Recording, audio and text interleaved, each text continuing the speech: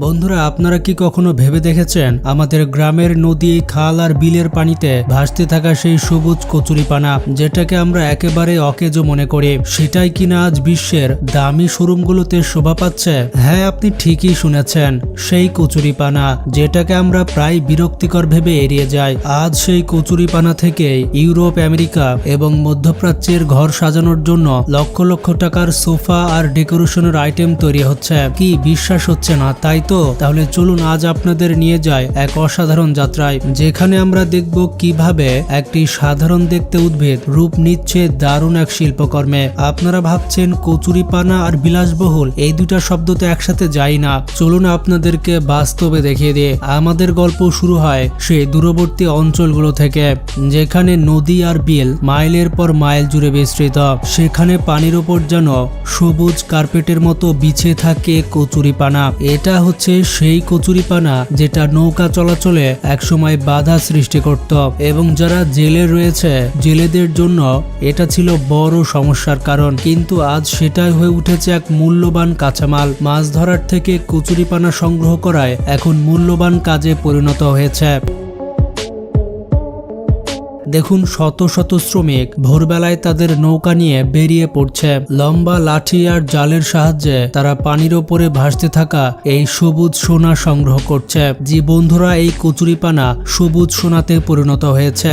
নদী থেকে তুলে আনার পর এগুলো বড় বড় স্তূপে জমা করা হয়। এরপর শুরু হয় দীর্ঘ যাত্রা। ট্রাক্টর আর ট্রাকের মাধ্যমে এই স্তূপগুলো কারখানার দিকে নিয়ে যাওয়া হয়। রাস্তার পাশে দাঁড়িয়ে দেখলে মনে হবে যেন সবুজ পাহাড় চলতে শুরু করেছে।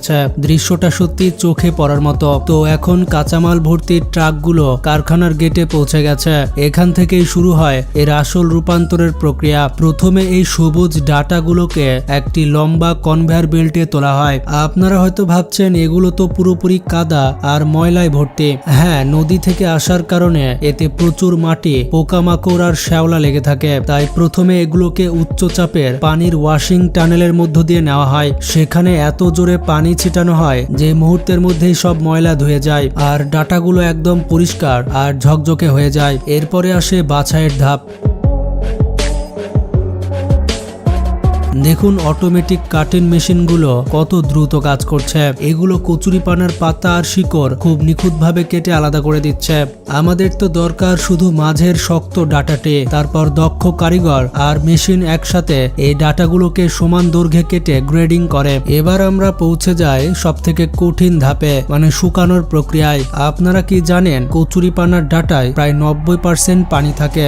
যদি আমরা পুরনো পদ্ধতিতে রোদে শুকাই তাহলে এতে সপ্তাহের পর সপ্তাহ সময় লাগবে, আর এই পদ্ধতিতে ছত্রাকও ধরতে পারে। তাই আধুনিক কারখানায় এগুলোকে বড় বড় ইন্ডাস্ট্রিয়াল ওভেনে শুকানো হয়। কনভেয়ার বেল্টে থাকা ভেজা ডাটাগুলো ওভেনের ভেতরে যায় এবং মাত্র কয়েক মিনিটের মধ্যেই সোনালী রঙের সুতা হিসেবে বের হয়ে আসে। এই দৃশ্যটি সত্যি দেখার মতো। শুকানোর পর এই দড়িগুলো দেখতে অনেকটা পাটের দড়ির মতো লাগে, তবে এটির একটি বিশেষ বৈশিষ্ট্য আছে। এগুলো পাটের তুলনায় অনেক বেশি নরম এবং নমনীয়। এবার শুরু হয় আসল জাদু। এই সোনালী তন্তুগুলোকে টুইস্টিং মেশিনের মধ্যে দেওয়া হয়, যেখানে এগুলোকে পাকিয়ে মজবুত দড়ি এবং বেল্ট তৈরি করা হয়। এই দড়িগুলোই পরবর্তীতে আমাদের সোফা আর ঝুড়ির মূল উপাদান হয়ে ওঠে। এখন আমরা পৌঁছে গেছি ম্যানুফ্যাকচারিং ফ্লোরে, যেখানে পুরো ছবিটা সম্পূর্ণ হয়। এখানে প্রথমে কাঠ বা ধাতু দিয়ে ফার্নিচারের একটি শক্ত কাঠামো তৈরি করা হয়। এরপর কারিগররা সেই কাঠামোর উপরে শুকনো তন্তু এবং দড়িগুলো অত্যন্ত দক্ষতার সাথে জড়ানো এবং বুনন কাজ শুরু করে। দেখতেই পাচ্ছেন কিভাবে তাদের হাতের ছোঁয়ায় এই তন্তুগুলো প্রাণ পেয়ে যাচ্ছে। তারা প্রতিটি ডাটা এত নিখুঁতভাবে এবং শক্তভাবে বুনছেন যে একটি মজবুত ও দৃষ্টিনন্দন ডিজাইন তৈরি হচ্ছে। আর মেশিন দিয়ে তৈরি ম্যাট এবং কার্পেটগুলো কোনো অংশে কম নয়। এগুলো শুধু পরিবেশ বান্ধবী নয়, দেখতে খুবই প্রিমিয়াম এবং আকর্ষণীয়।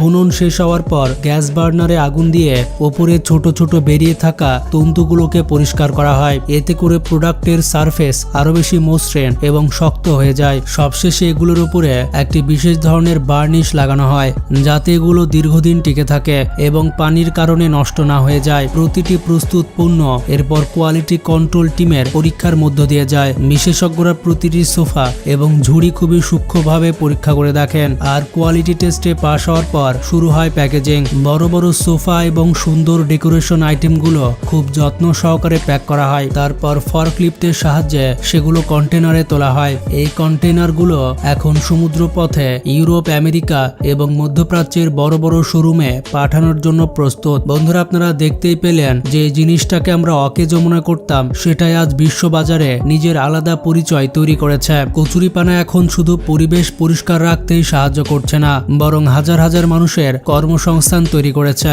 এবং দেশের অর্থনীতিতেও গুরুত্বপূর্ণ অবদান রাখছে। তাই আমাদের চারপাশে যা কিছু রয়েছে সবকিছুই ফেলনা নয়। যদি আমরা সেটার কার্যকরী ব্যবহার করতে জানি তাহলে সবকিছুই আমাদের কাজের জিনিস। ভিডিওটি ভালো লাগলে লাইক দিতে পারেন আর শেয়ার করে সবাইকে জানিয়ে দিন।